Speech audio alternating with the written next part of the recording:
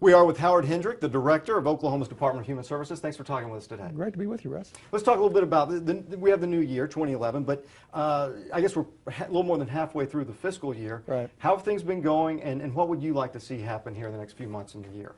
We are operating really with the fewest employees we've had in more than 20 years, and yet with the heaviest demand we've ever had. In just the last 6 months, we've added 27,000 people to our food stamp rolls. If you go back and look over the last 24 months, we've added about 170,000 people, almost a 40% increase. And so just the volume of work, you know, a 40% increase in 24 months is a lot of work for actually fewer employees. Let's talk about a couple specific things related to Tulsa. There's the lawsuit in the federal court by Children's Rights. They declared the foster care system broken. You've made a lot of improvements since that was filed in 2008. How do you feel about that system right now?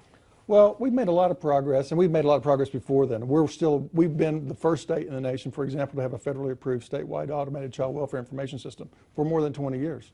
Only 8 states have ever reached that level of having that kind of quality data to really help us manage our system. We are the #1 state in the nation for adopting children out of foster care over the last 5 years. So the number of kids who get adopted in Oklahoma per capita is significantly better than most states.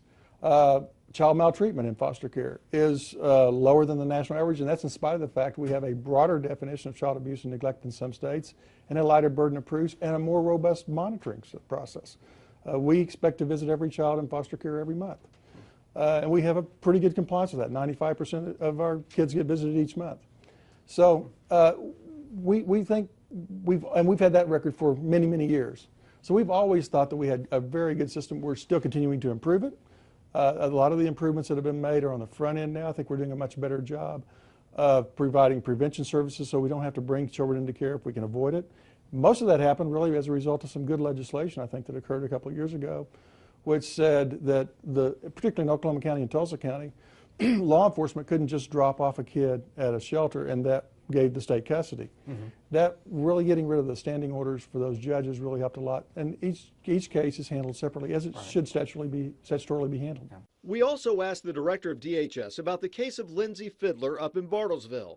Fiddler is charged with child neglect after her 10-day-old baby daughter, Maggie Mae Trammell, was found dead in a washing machine.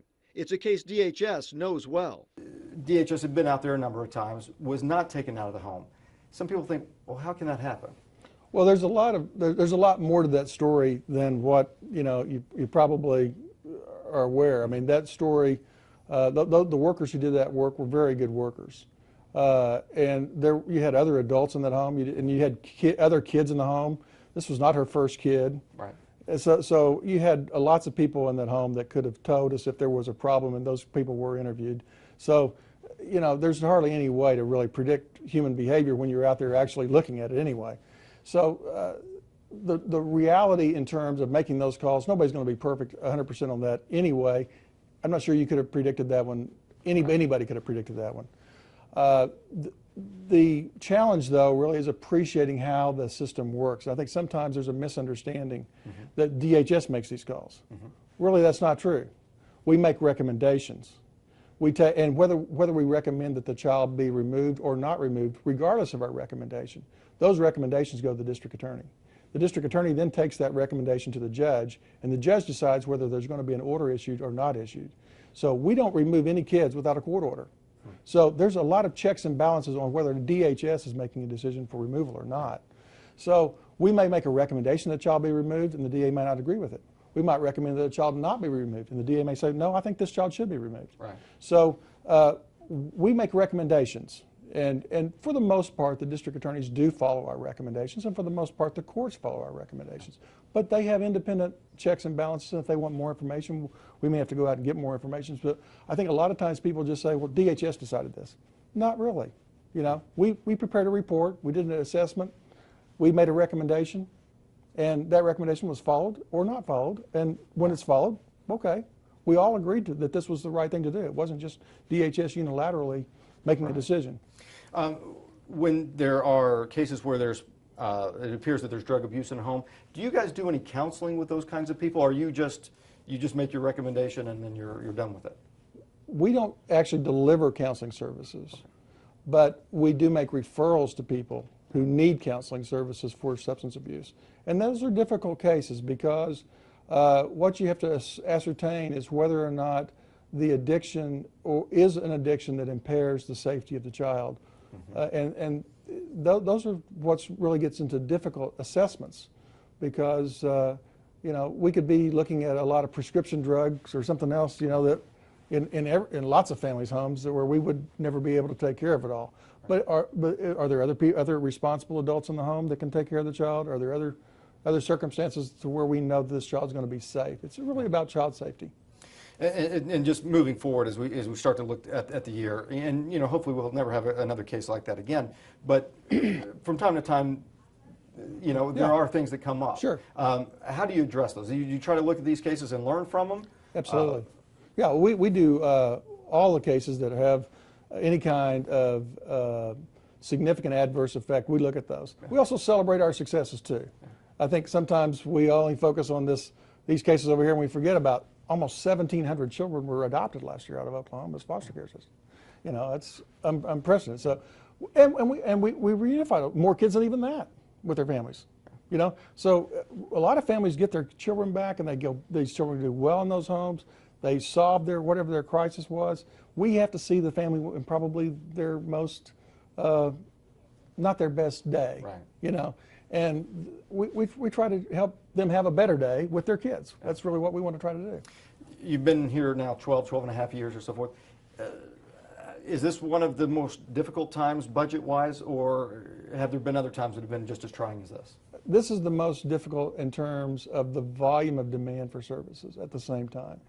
You know, is that economy related, you think? It is, and it's not just the demand for the services, but it's also we have cost pressures. At the same time, we have a contracting amount of gross dollars with which to spend, and if we're not careful, we can lose not just the state dollars that are not going to be there, we'll lose the federal match on those dollars. And so we actually have a faster snowball effect in a downward economy if we're not careful than we would normally have. So for example, last year we received a lot of criticism because we had to make a difficult decision about senior nutrition sites. And we made that decision primarily because we didn't lose any federal funds by making that choice. We could keep a lot of the federal funds for senior nutrition in home delivered meals if we made those cuts, but we couldn't cut both. If we cut the other, we'd lose a lot more meals that were being home delivered. So very hard choice. No, we didn't want to do that. And we were looking at, actually about this time last year, we were pretty sure we were looking at furloughs for our employees. Right. Now you think about furloughs with another growth in food stamp demand, we would have people, which has happened in other cities across the country, people waiting 3-6 months for an interview to just get their food stamp application. Yeah. So if you don't have people there to actually make sure people get food, you know, it's pretty dire. Sure. Yeah. Tough times right The now. good news, I think, in that though, is that even though we had 615,000 people on food stamps in December, the most we've ever had in any state in state history, any month in state history, we had 180,000 people who were not on food stamps in December, who had been on food stamps for at least 1 month in 2010. So the challenge we have is just the size of the ebb and flow of people who get a job. You're no longer eligible if your income gets above certain levels. So we did a lot of work to get that person eligible. Well, they're not eligible. That's okay. That's good. We're glad they're back at work. But somebody else lost their job, and we're having to figure out their eligibility now. Sure. So just the volume of people in the ebb and flow of a year where we're trying to recover from the economy is significant. It's a great program in terms of what it also does for our economy. We're going to spend between $800 and $900 million this year on just food. And the average benefit is only about $4.20 per person per day. So nobody's really getting rich, you know, on just delivering the food. And yet we're delivering, you know, $200 or $300 million more in food than we did 3 years ago. So it's really a lot. People are doing an incredibly good job. We've won the award for the top performing state in our region for each of the last 4 years for administering that program, and it's a tremendous challenge to really keep that going at that level when you have less people and even more people coming in the door. Howard Hendrick, thanks for joining It's us great to be today. with you, Russ.